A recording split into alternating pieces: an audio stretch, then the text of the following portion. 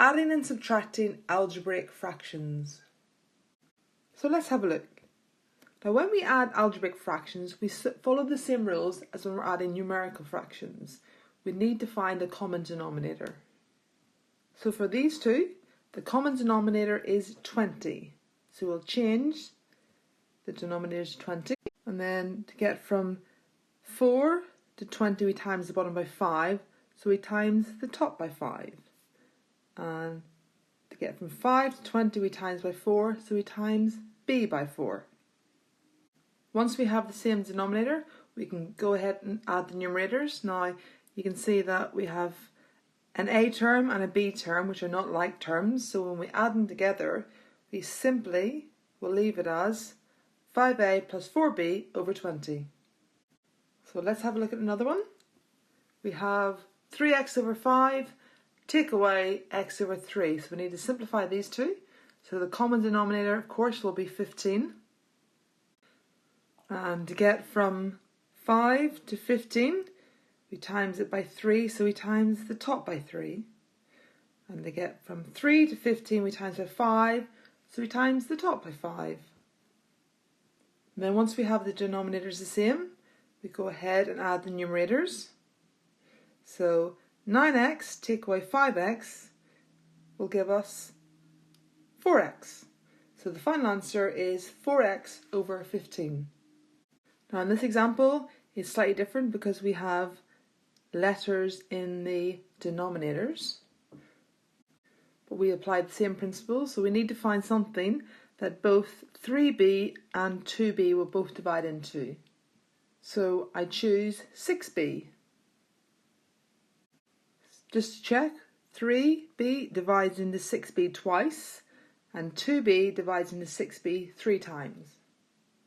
Therefore, to get the numerator for this fraction, you times it by 2.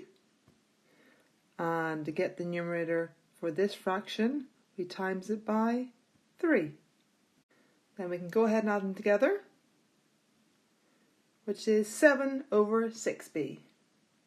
So here we have a trickier example. So we have 3x plus y over 2, subtract x minus 2y over 7. So first thing we'll do is we'll get the common denominator, which of course is 14. So 2 is multiplied by 7 to get 14, so we multiply the top by 7. We have to put it in brackets because we're multiplying both the terms by 7.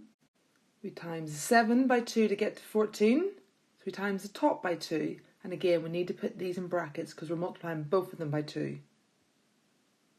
Now at this stage, the best thing to do is to multiply out the brackets before we subtract the two fractions. So I've got 7 times 3x is 21x. 7 times plus y is plus 7y.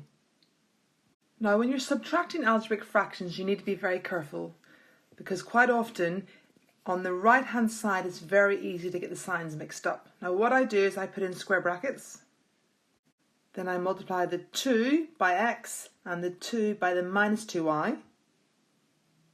Now the reason I have the square brackets in is it reminds me that I need to subtract both the 2x term and also I need to subtract the minus 4y term.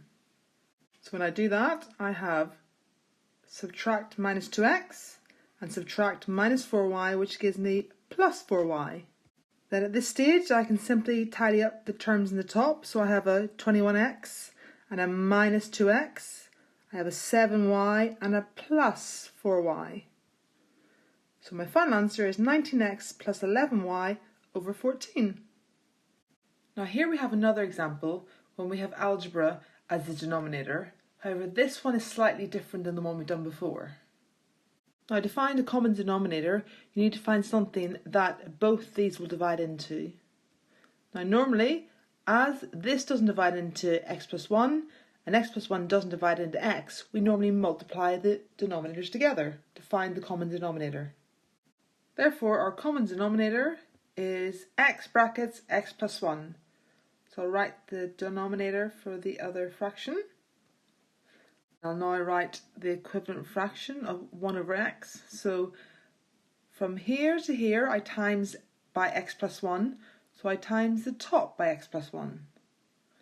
And to get from x plus 1 to x brackets x plus 1, I times by x, so I times the top by x. And then we go ahead and add x plus 1 and the plus 3x together and tidy it all up to give us 4x plus 1. Now it's your turn to answer some questions. Pause the video and then have a go.